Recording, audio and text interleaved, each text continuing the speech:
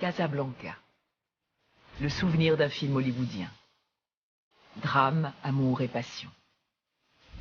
Mais Casablanca, c'est bien plus qu'un film, fut-il l'un des plus connus de la planète. Aujourd'hui, la ville se trouve au carrefour de deux mondes, celui de la tradition et celui de la modernité.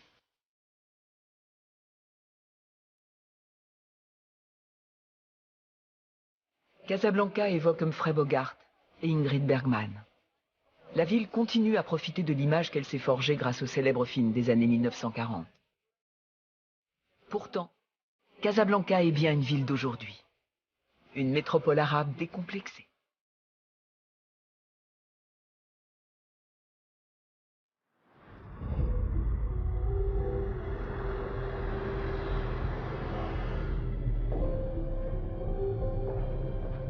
Nadji Mohamed est trader. Il travaille 60 heures par semaine.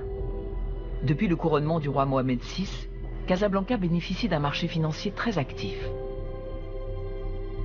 Casablanca, c'est ma ville natale, c'est la ville où je me sens bien. Donc il y a le cœur industriel, économique du pays. C'est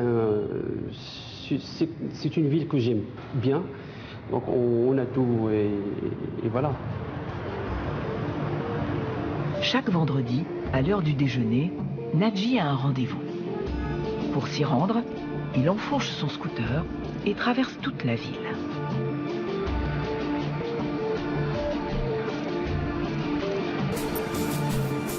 La globalisation de Casablanca, ça signifie qu'on a plusieurs cultures qui cohabitent ensemble. Je suis très fier de vivre à Casa et d'avoir un esprit ouvert. Je suis très fier d'être comme ça.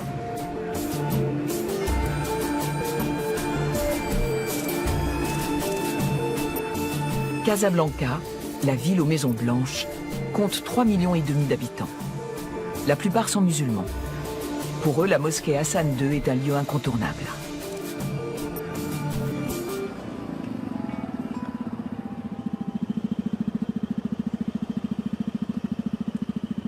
Nadji n'a pas de temps à perdre.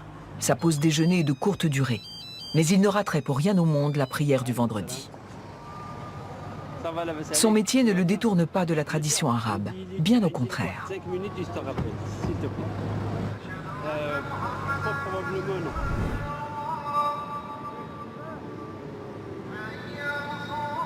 Je ne vois pas de contradiction entre les deux. C'est vrai que la bourse est la notation internationale, qu'il est peut-être lié à l'occidental, mais ça fait partie de mon quotidien et la prière, j'en fais une priorité aussi.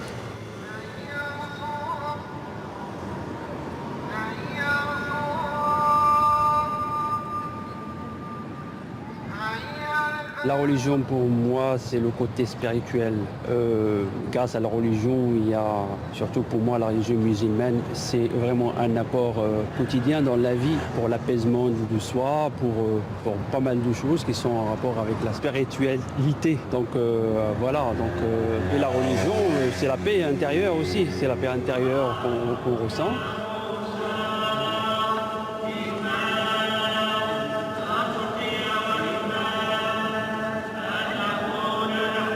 La prière, qui se tient dans la grande salle de la mosquée, est réservée aux hommes. Chaque vendredi, ils sont des milliers à s'y rendre. L'immense édifice garantit une place pour chacun.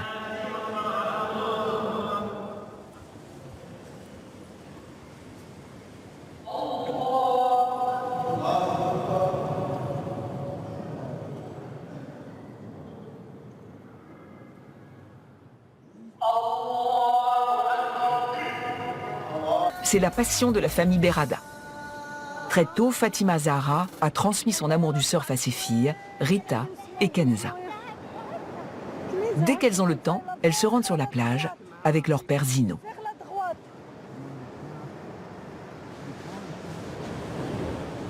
Quand tu es en relation avec la nature, avec la mer, surtout quand tu es en contact avec la mer, surtout quand tu surfes de très bonnes conditions, de très jolies vagues, tu es tout le temps épanoui, tu es très heureux, très content.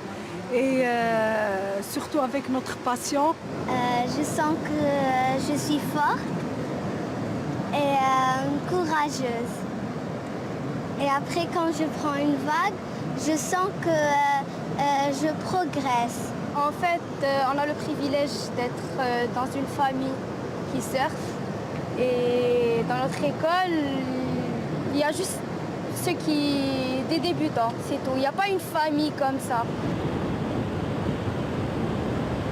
À première vue, on n'imagine pas forcément le Maroc comme un haut lieu de la compétition internationale de surf. Les vagues au Maroc en général, elles sont très bien. Nous avons de très jolis spots, que ce soit à partir de Tanger jusqu'à La Gouira. On a des spots très connus mondialement. Mais c'est une question de saison. La meilleure saison pour Casablanca, elle débute du mois de septembre jusqu'à début décembre. Fatima effectue au moins une sortie surf par jour. Depuis plusieurs semaines, elle se prépare en vue d'une grande compétition qui a lieu demain. C'est la première fois que les femmes sont autorisées à y participer. Maintenant, le Maroc, on a beaucoup plus, les gens, ils ont l'esprit ouvert. Donc, quand ils voient une femme dans l'eau, au contraire, pas mal de gens, ils m'encouragent. Surtout quand je fais de la compétition, tout le monde m'encourage. Et la plupart des Marocains, ils sont fiers d'avoir une femme marocaine qui fait ce sport.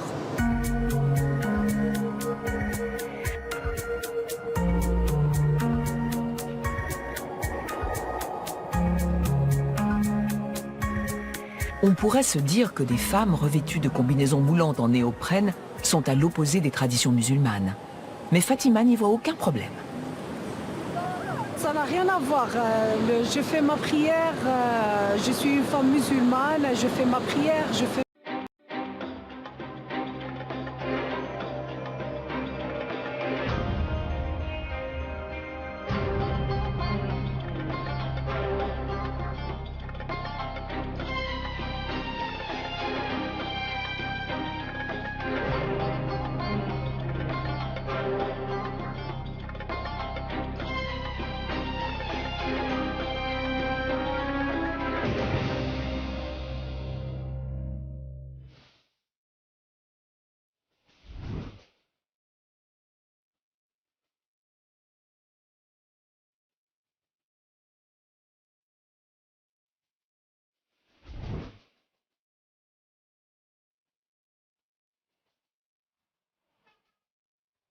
Casablanca. Le souvenir d'un film hollywoodien. Drame, amour et passion. Mais Casablanca, c'est bien plus qu'un film, fut-il l'un des plus connus de la planète. Aujourd'hui, la ville se trouve au carrefour de deux mondes, celui de la tradition et celui de la modernité.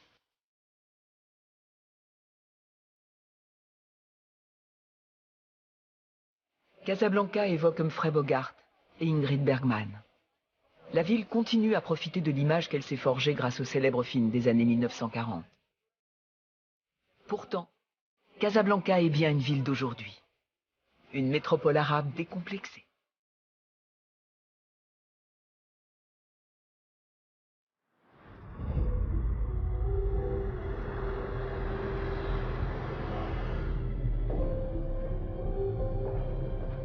Nadji Mohamed est trader. Il travaille 60 heures par semaine. Depuis le couronnement du roi Mohamed VI, Casablanca bénéficie d'un marché financier très actif. Casablanca, c'est ma ville natale, c'est la ville où je me sens bien. Donc il y a le cœur industriel, économique du pays. C'est une ville que j'aime bien. Donc on a tout et voilà. Chaque vendredi, à l'heure du déjeuner, Nadji a un rendez-vous. Pour s'y rendre, il enfourche son scooter et traverse toute la ville.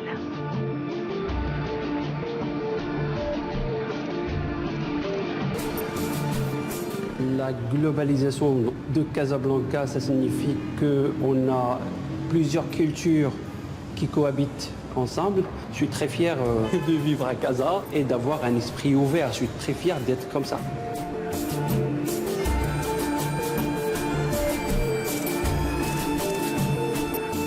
Casablanca, la ville aux maisons blanches, compte 3,5 millions d'habitants. La plupart sont musulmans. Pour eux, la mosquée Hassan II est un lieu incontournable.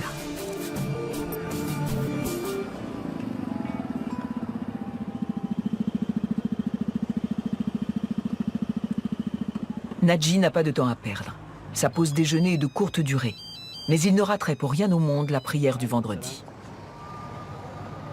Son métier ne le détourne pas de la tradition arabe, bien au contraire. 5 minutes, je te rappelle, s'il te plaît. Probablement non.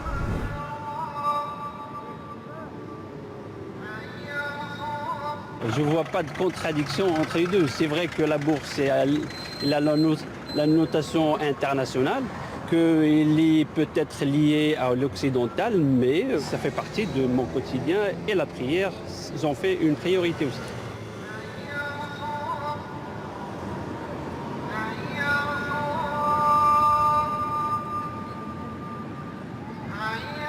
La religion pour moi, c'est le côté spirituel. Le temps semble s'être arrêté. Chaque après-midi, Mohamed se rend dans l'un des hammams qu'il chauffe. C'est ici que les hommes du quartier viennent se laver et se purifier.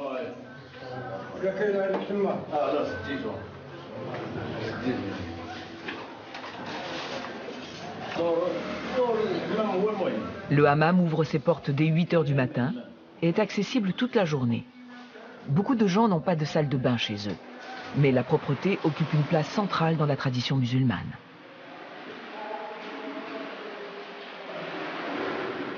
Pour Mohamed, la deuxième partie de la journée de travail consiste à se laver et à aider les autres à faire de même. Je me tiens à la disposition des clients.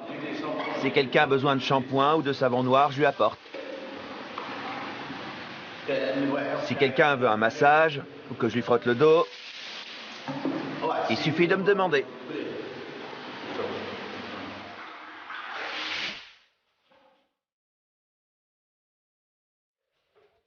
Casablanca, cité passerelle entre Orient et Occident. Le roi Mohamed VI mène une politique modérée et prône une modernisation raisonnée. Il a su faire avancer Casablanca, première ville marocaine, en particulier au plan économique.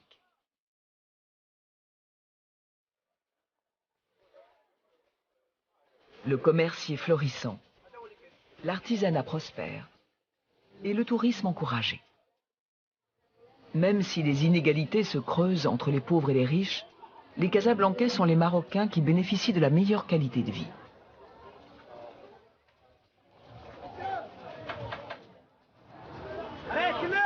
Au sein d'une société marocaine très masculine, de plus en plus de femmes tentent de s'imposer.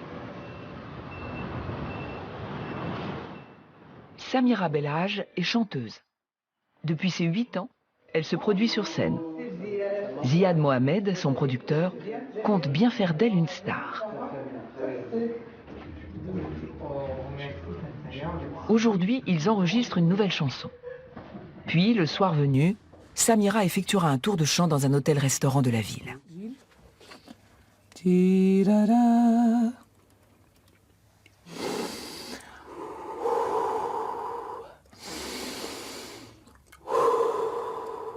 Waouh.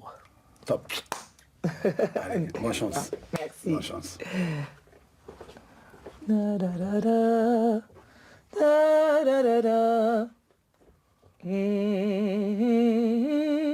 J'ai choisi un métier qui est loin d'être facile. Et encore moins quand on est une femme marocaine, arabe et musulmane. Être chanteuse est difficile à concilier avec la vie de famille. Je suis parfois obligée de faire passer mon métier avant mon mari et mes enfants.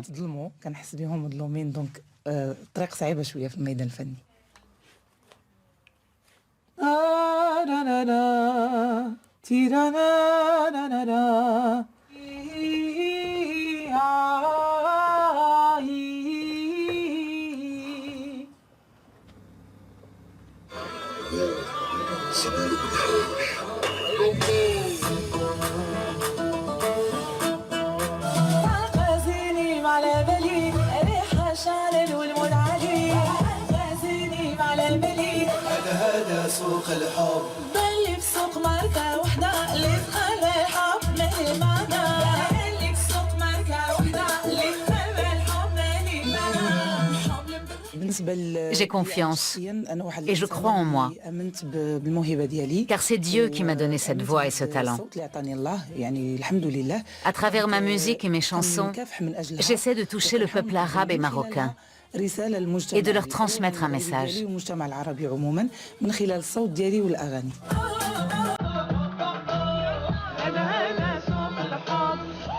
Samira se produit fréquemment à Casablanca, mais elle aimerait se faire connaître au-delà des murs de sa ville et vivre de sa musique. Ici au Maroc, c'est difficile parce qu'on n'a pas des vraies boîtes de disques, boîtes de production. C'est ça le problème. Comme vous savez, la chanson est une industrie.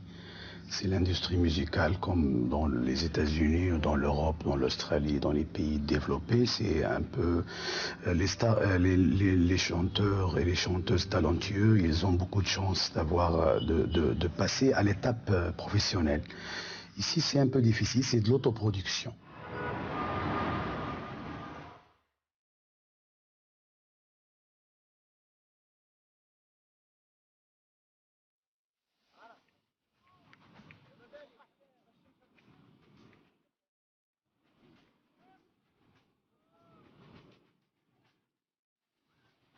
Cosmopolite et stimulante, la ville blanche attire artistes, stylistes et créatifs en tout genre.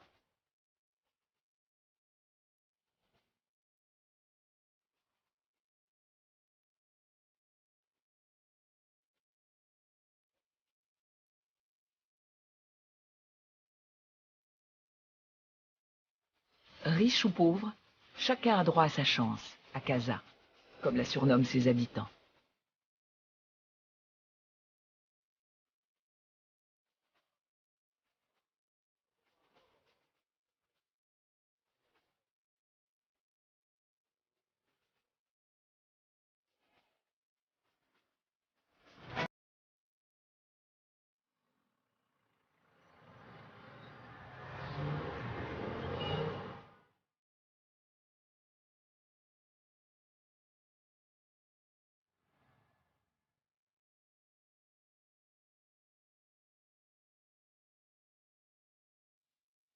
Samira Belhache se donne les moyens de réaliser son rêve.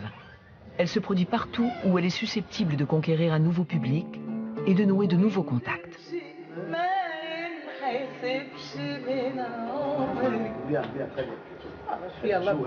Ce soir, c'est dans un hôtel-restaurant très chic. L'acoustique doit être irréprochable, car le programme est très éclectique.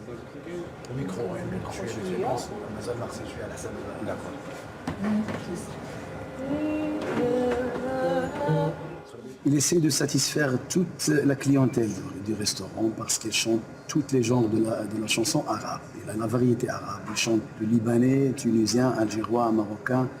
Il chante les chansons modernes, les chansons classiques. Voilà, les gens ici, ils l'aiment beaucoup parce qu'il fait un effort pour leur satisfaire. Je peux résumer mon parcours en 3 mots. D'abord le talent, qui s'est transformé en passion, pour finalement devenir mon métier. J'ai bien essayé d'opter pour une autre voie, de faire autre chose de ma vie, mais c'est impossible. La musique, c'est ma seule vocation.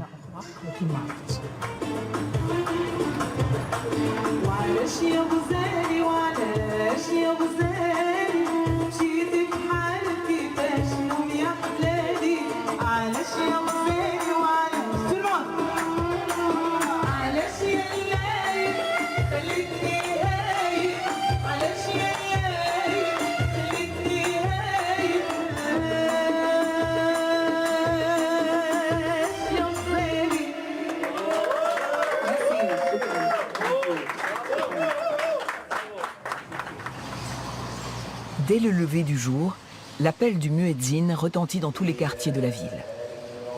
La plupart des Casablancais prennent à cœur les 5 prières quotidiennes.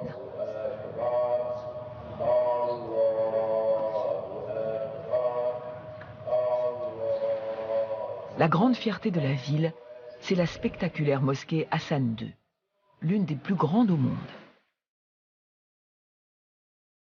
Et la seule à posséder un toit ouvrant automatisé.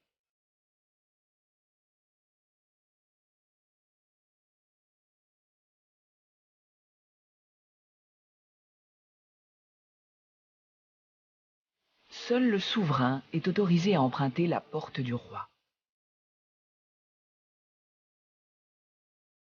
La salle de prière peut accueillir 25 000 fidèles. À certaines occasions, il arrive que toutes les places soient occupées. Le lieu de culte est une vitrine de l'artisanat marocain, avec ses lustres précieux, son bois de cèdre sculpté et ses ornements en stuc ciselés.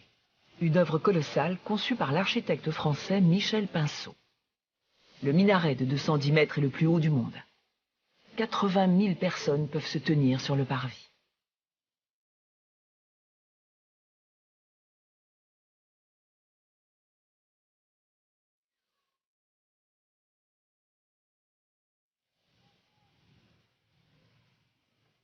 Il a fallu seulement 7 ans pour construire ce somptueux édifice. Inauguré en 1993, il a coûté au total près de 425 millions d'euros. Mais les chrétiens, les juifs et les berbères ont aussi laissé leurs traces. De son histoire mouvementée, la ville a conservé une apparence parfois très européenne. Au XVIe siècle, les Portugais l'ont occupée. Au XIXe, les marchands espagnols s'y sont à leur tour établis et lui ont donné son nom actuel, Casablanca, la Maison Blanche.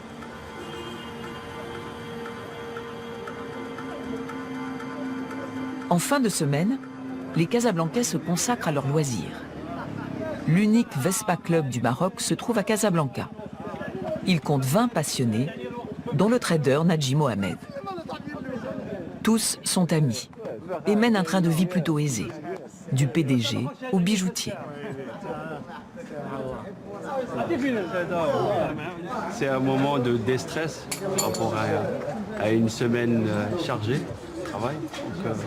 C'est retrouver des amis. C'est un défouloir. Voilà, donc et ça fait plaisir et c'est une préparation pour le début du travail de la semaine prochaine. C'est très sympa ici, ça permet de défouler, c'est très bien.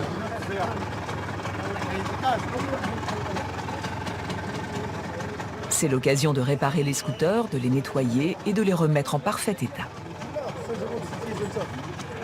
Les membres du club apprécient ce petit atelier bricolage. Jacques Vespa reflète la personnalité de son détenteur. Donc vous trouverez que chaque modèle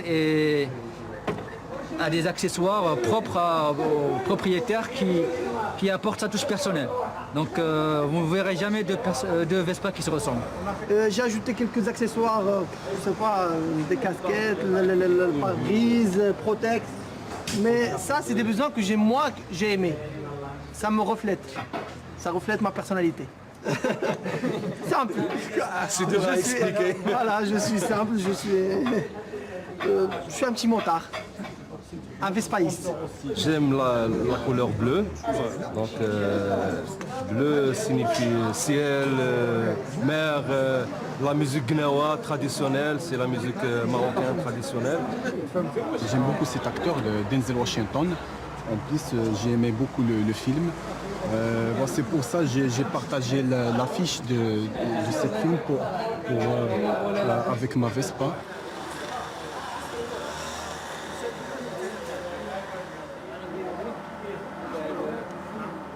Donc c'est notre bijou bonheur. Mais ce loisir est chronophage, ce qui ne plaît pas forcément aux familles. On passe beaucoup de temps à réparer la Vespa et nettoyer tout ça. Et notre femme, ils disent que vous passez beaucoup de temps avec la Vespa que nous. C'est pour ça qu'ils sont jaloux. Il n'y a pas que le temps, il y a même l'argent. On gaspille beaucoup d'argent sur nos Vespa. Et les femmes, ils aiment bien que tu gaspilles beaucoup d'argent sur eux. Tu te dis, parfois tu achètes une pièce plus chère qu'un cadeau à ta femme. Tu vois, tu comprends. C'est ça. On ramène les enfants avec nous. c'est très sympa. Ta femme, elle te voit nettoyer ta Vespa et te caresse comme ça. Tu caresses ta Vespa tranquillement, gentiment. Elle aime bien qu'il soit, en même temps, elle qui soit caressée. Ça, c'est la jalousie. Parfois, on est partagé. Hein.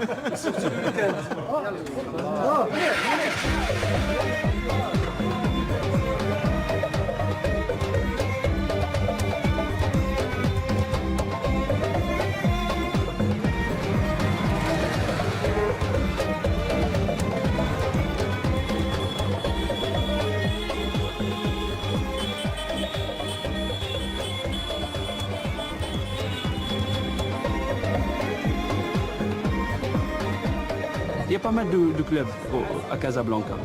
Sauf que l'esprit Vespa, c'est un esprit simple, tranquille. On ne conduit pas à vitesse, c'est-à-dire la vitesse, c'est pas notre souci. C'est juste être classe, bien habillé, sans problème, c'est-à-dire cohabiter avec tout le monde, etc. Donc, et avoir un esprit, un parfait esprit. Donc voilà, c'est le privilège, c'est d'avoir le Vespa et avoir l'esprit Vespa, avec des gens sympathiques. Ce qu'il préfère, c'est emprunter le boulevard de la Corniche, en bordure de l'océan. Ici, la ville blanche prend des allures de Côte d'Azur.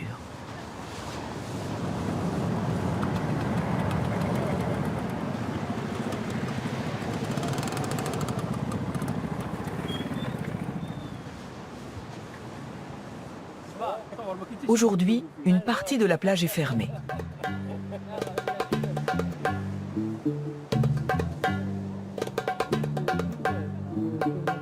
Des surfeurs venus du monde entier vont s'affronter lors d'une compétition internationale.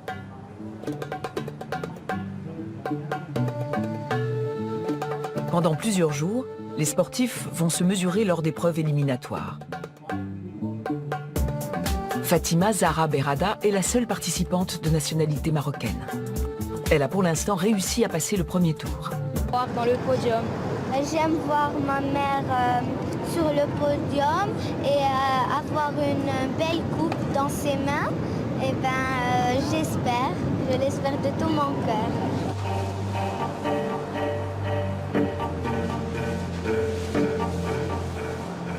Mais les conditions sont loin d'être optimales pour Fatima.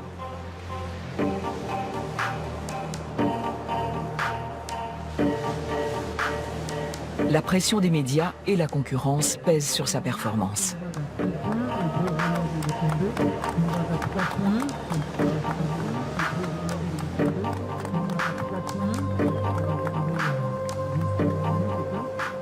Là, elle est située sur un pic de droite, ça va être un peu difficile pour elle parce que la vague est très courte.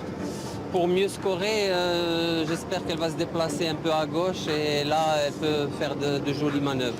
Ça va être difficile parce qu'il ne reste pas beaucoup de temps. C'est raté pour cette fois. Fatima est éliminée.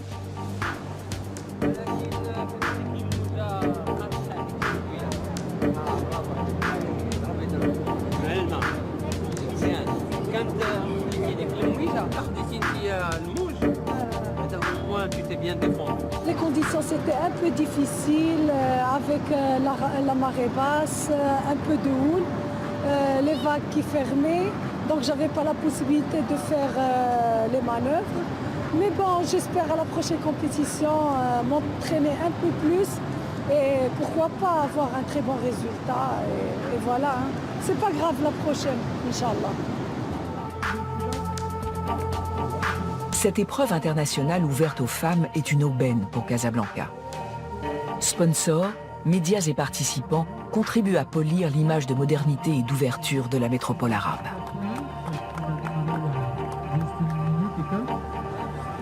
C'est finalement la Française Pauline Hadot qui s'impose.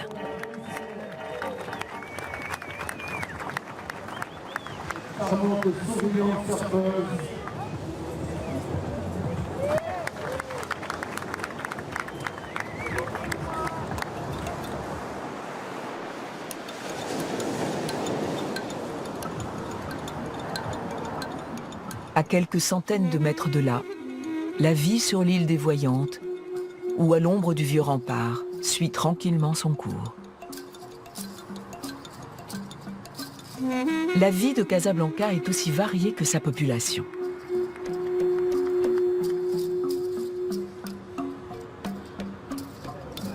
Redouane Katari est parvenu à faire ce dont beaucoup rêvent. Il est son propre patron. Redouane est inventeur. À partir de matériaux recyclés, il fabrique des machines qu'il vend. Un talent qu'il s'est découvert il y a bien longtemps.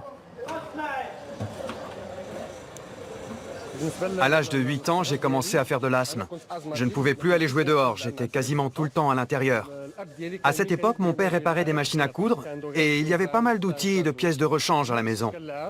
Je me suis mis à jouer avec tout ça et c'est là que j'ai commencé à m'intéresser au fonctionnement des appareils, de la télé, du micro-ondes. Je voulais comprendre comment ça fonctionnait. Redouane construit des machines que ses clients de Casablanca ont les moyens d'acheter. Lorsqu'elles tombent en panne, il les répare.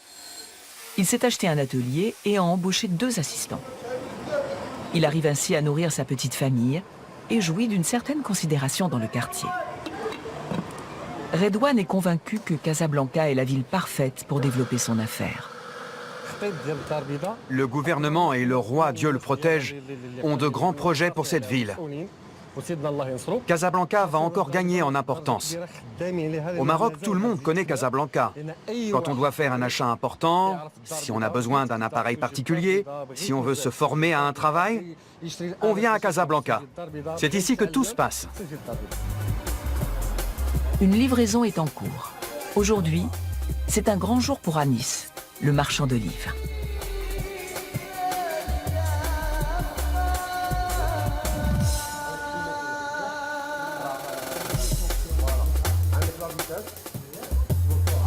Redouane explique le fonctionnement de sa création.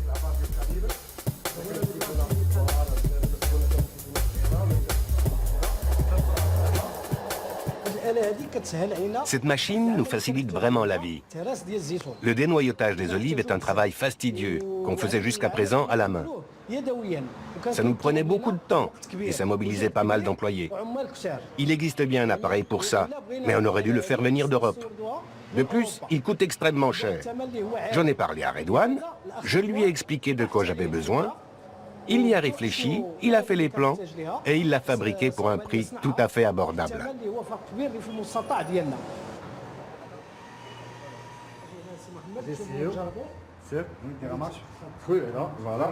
La machine presse les olives et libère leur noyau.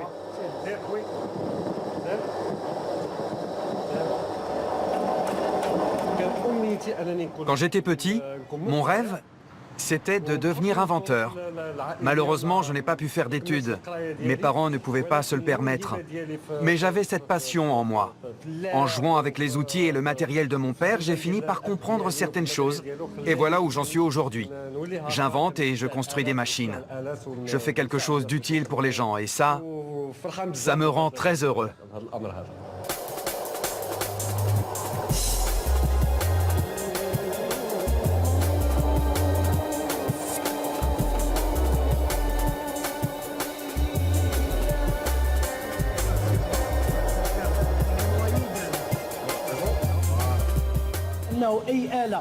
Il sait fabriquer n'importe quelle machine.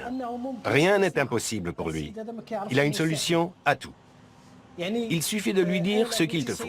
Si tu as besoin d'une voiture, tu vas le voir, tu lui donnes le matériel et il va te la construire. C'est un grand inventeur, un génie marocain et nous sommes très fiers de lui.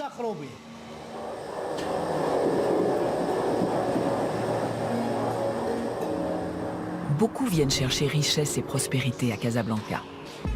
Il faut dire que la ville blanche a su récompenser nombre d'audacieux. Certains quartiers ne sont pas sans évoquer Beverly Hills. Les prix au mètre carré frisent ceux de prestigieuses capitales telles que Paris et Londres. En revanche, il est rarement fait mention des vastes bidonvilles qui s'étendent en périphérie de la ville.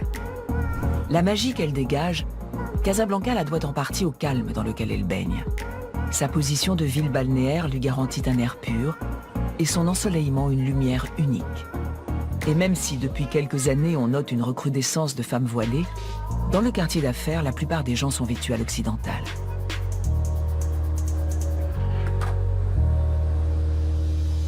Beaucoup voient en Casablanca un tremplin vers le monde. C'est le cas de Soraya Mechmoun, 21 ans. Pour financer ses études, elle s'est tournée vers le mannequinat.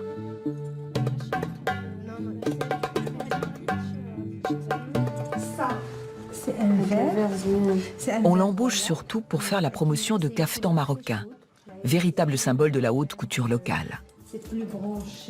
Soraya mesure 1,80 m, mais elle a un avantage supplémentaire par rapport aux autres mannequins. La différence, c'est que, on peut dire, la plupart des magazines, pour les shootings et tout, ils cherchent une fille type européenne, genre les yeux verts, des blondes et tout. La plupart ici au Maroc ont des yeux noirs, des cheveux longs, noirs et tout. Donc c'est différent. Voilà. La créatrice Sofia Lahichi aime travailler avec Soraya. Il lui arrive de compléter ses caftans par des foulards et autres accessoires. Je rejoins l'utile à l'agréable.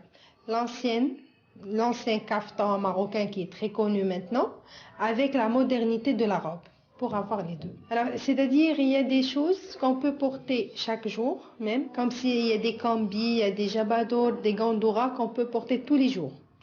Être à la maison, être invité pour un petit verre de thé ou bien café même, on peut porter ça. Et il y a des tenues qui sont faites que pour des grandes fêtes, comme des mariages, des baptêmes, des fiançailles. Ça, c'est une autre catégorie qu'on ne peut pas porter tous les jours. C'est lourd quand même.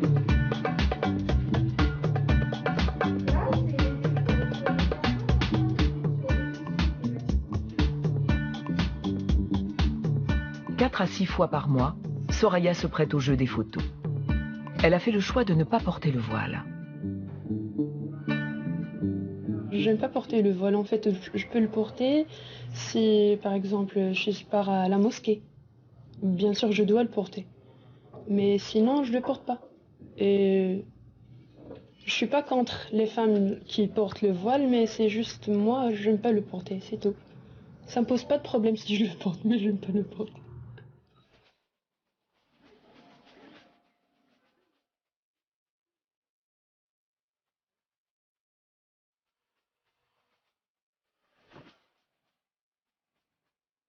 Quittons ce quartier, l'un des plus modernes de la ville, pour rejoindre le lieu du shooting, dans le quartier des Habous.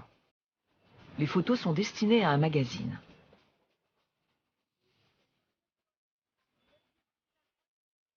L'enchevêtrement des ruelles de la nouvelle Médina offre le cadre parfait pour une séance de photos ambiance 1001 nuits.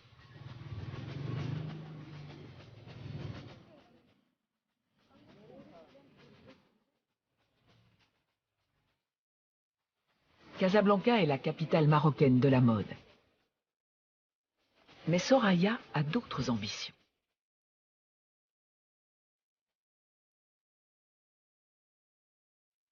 Mon rêve, c'est de continuer mes études en Suisse, à la gestion économique. Bien sûr, par rapport au mannequinat, je rêve aussi de faire Victoria's Secret, même si c'est des lingeries, mais bon, c'est un rêve.